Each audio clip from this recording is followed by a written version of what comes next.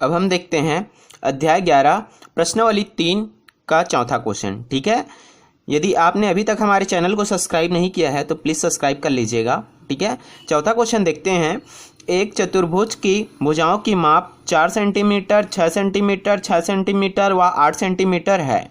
दूसरा चतुर्भुज के समरूप हैं, उसकी भुजाओं की माप 6 सेंटीमीटर, 9 सेंटीमीटर, 9 सेंटीमीटर और 12 सेंटीमीटर है। तो पहला बोला है स्केल गुणक क्या होगा दूसरे चतुर्भुज का पहले चतुर्भुज से। दूसरा है दोनों चतुर्भुजों के परिमाप ज्ञात कीजिए। और तीसरा है इनके परिमापों का अनुपात क्या है दूसरे चतुर्भुज का पहले चतुर्भुज से। ठीक है, तो इसको हम सॉल्व करते हैं। मान लिया जाए मैं इस चतुर्भुज को बनाना चाहूँ तो बना लेता हूँ। पहले छोटा सा ये हो गया 4 सेंटीमीटर।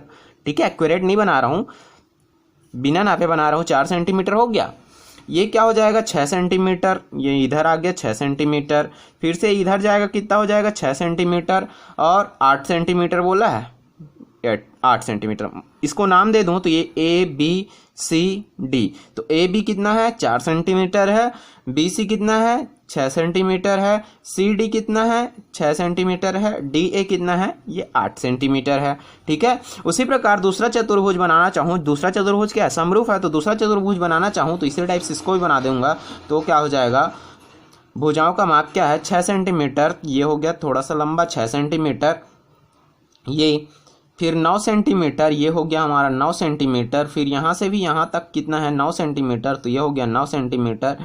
ठीक है, और यहाँ से फिर कैसे ये हो गया 12 सेंटीमीटर। इसको भी नाम देना चाहूँ, ठीक है, तो पी क्यू आर एस ऐसे दे सकता हूँ। ठीक है, ए बी डी सी और पी क्यू आर एस। ठीक है, A B C D P Q R S दो चतुर्भुज हो गए, दोनों क्या है समरूप है।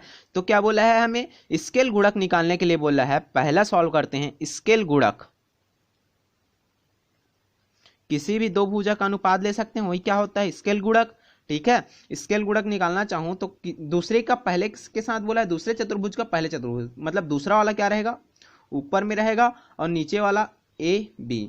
पी क्यू बटे ए बी डायरेक्ट यहीं से निकल जाएगा। और कहाँ से निकल जाएगा, ये सब बराबर होंगे ना आपस में। क्यू आर बटे बी सी, ये बी सी बराबर होगा किसके आर एस बटे सी डी बराबर होगा किसके एस पी बटे डी ए। ठीक है, सबका मान रखूं तो क्या हो जाएगा यहीं पर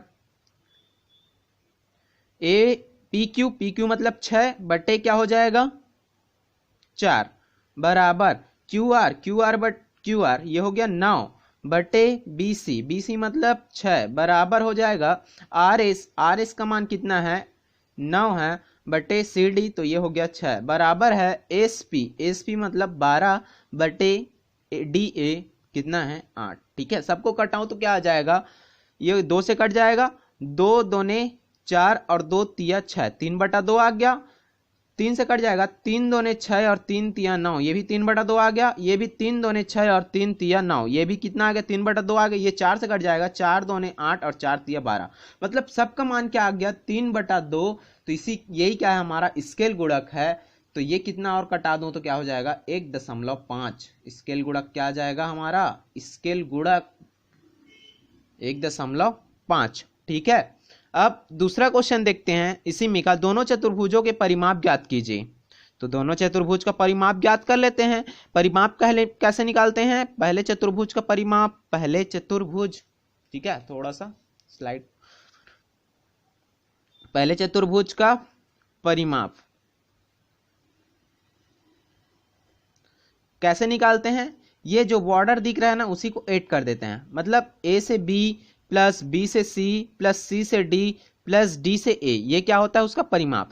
तो यहाँ से यहाँ गया कितना सेंटीमीटर 4 सेंटीमीटर, फिर वहाँ से कितना यहाँ आया 6 सेंटीमीटर, फिर यहाँ से यहाँ गया 6 सेंटीमीटर प्लस यहाँ से यहाँ गया कितना 8 सेंटीमीटर। कितना हो जाएगा 4 और 6 10, 10 और 6 16, 16 और 8 24 सेंटीमीटर, ये आ जाएगा 24 सेंटीमीटर। अब वैसे ही दूसरे चतुर्भुज का क्या निकाल लेते हैं, दूसरे चतुर्भुज का परिमाप निकाल लेते हैं।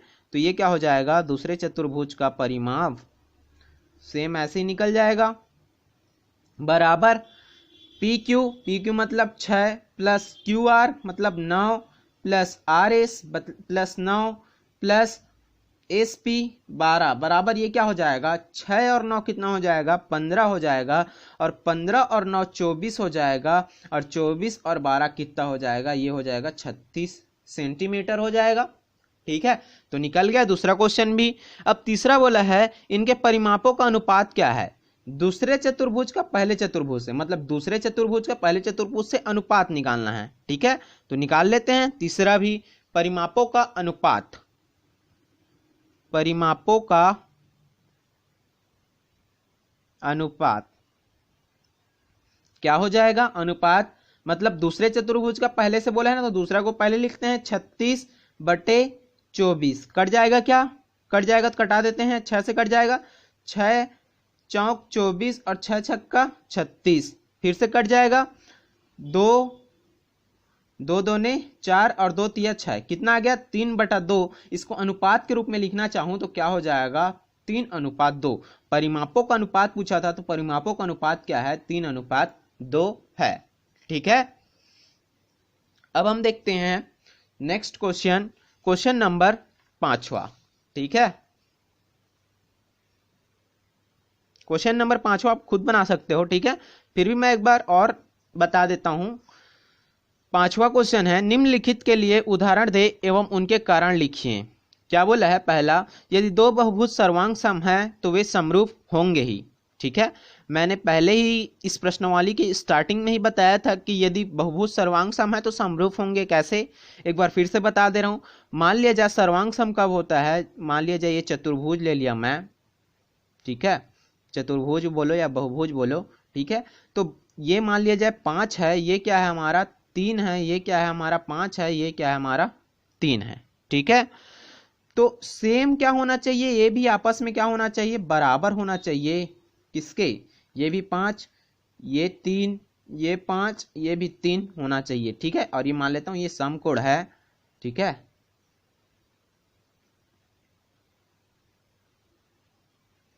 तो इसके आप सभी कोण आपस में बराबर हैं और सभी भुजाएं भी क्या हैं, आपस में बराबर हैं, तब क्या होगा, ये क्या होगा, सर्वांग सम होगा। ठीक है, तो वे समरूप भी होंगे, तो अब समरूप भी होगा, क्यों, कारण क्या होगा, कारण क्या होगा, जब भी इसका अनुपात निकालेंगे, इसके भुजाओं का अनुपात निकालेंगे, तो क्या आएगा, सभी एक समानुपातिक होंगे। ठीक है, इसलिए क्या होगा, ये क्या होगा, सभी यदि दो बहुभुज सर्वांग सम है तो वे क्या होंगे, समरूप होंगे। ठीक है, कारण लिख सकते हो आप लोग, कारण क्या बताया कि इसके भुजाएं क्या होंगे, निश्चित अनुपात में होंगे। जैसे 5/5 कर दूंगा 1 आ जाएगा, 3/3 कर दूंगा, ये संगत भुजाओं का अनुपात निकालूंगा ना, तो क्या होंगे, समान होंगे, इसलिए क्या होंगे, समरूप होंगे।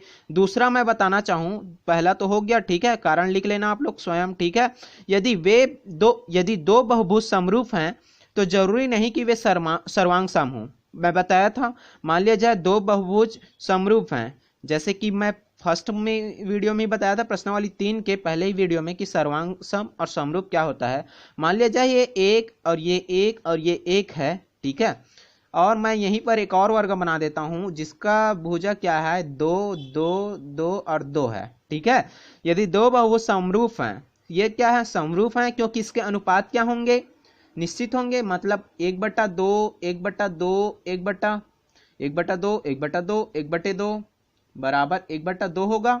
ठीक है, तो ये तो समरूप हैं, लेकिन जरूरी नहीं कि वे सर्वांग सम हो। तो जरूरी नहीं, क्यों जरूरी नहीं सर्वांग सम हो, क्यों, क्योंकि इसके सभी भुजाएं क्या होते हैं, सर्वांग सम की सभी भुजाएं और सभी कोण आपस में क्या होते हैं, बराबर होते हैं। ठीक है, तो कारण में क्या लिखोगे कि सर्वांग सम में सभी भुजाएं क्या होते हैं, संगत भुजाएं क्या होती हैं, बराबर होती हैं, और संगत कोण भी क्या होती हैं, आपस में बराबर होती हैं। ठीक है, इसलिए क्या होता है, यदि दो बहुभुज समरूप हैं तो वे सर्वांग सम नहीं है, तो ये सर्वांग सम नहीं है। ठीक है, ऐसे ही 3 और कथन सोच कर लिखें। अब ये आप लोग लिख सकते हो या मैं ही 1-2 क्वेश्चन मैं बता देता हूं। ठीक है, तो इसके अंतर्गत हम बताना चाहें, देखो यहां पर वर्ग लिखे थे ना, तो सभी वर्ग क्या होते हैं, ऐसे भी लिख सकते हो, सभी वर्ग क्या होते हैं, समरूप होते हैं। सभी वर्ग क्या होते हैं, समरूप होते हैं,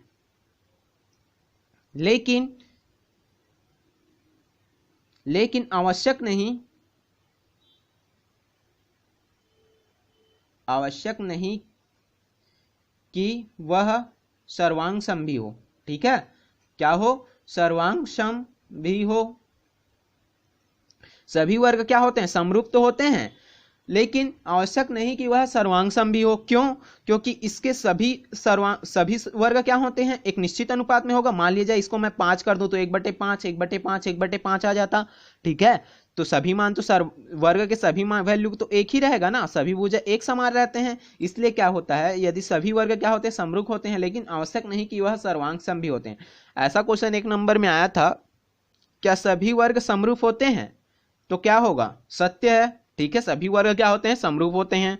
एक और क्वेश्चन आया था चौथा, मान लिया जाए इसी का मैं पहला दे दूं, इसको दे दूं दूसरा। 3 बोला है ना, तो दूसरा दे देता हूं। तो सभी वृत्त क्या होते हैं? सभी वृत्त क्या होते हैं? समरूप होते हैं। सभी वृत्त क्या होते हैं? समरूप होते हैं। वृत्त मतलब ये मैं ड्रॉ कर दिया, एक बड़ा ड्रॉ कर दिया, यहां से इसका रेडियस क्या कर सकते हैं? बढ़ा सकते हैं। ठीक है, लेकिन यह नहीं कि क्या हो, आवश्यक नहीं कि दोनों क्या हो? सर्वांग सम हो। ठीक है, इसमें और लिख सकते हो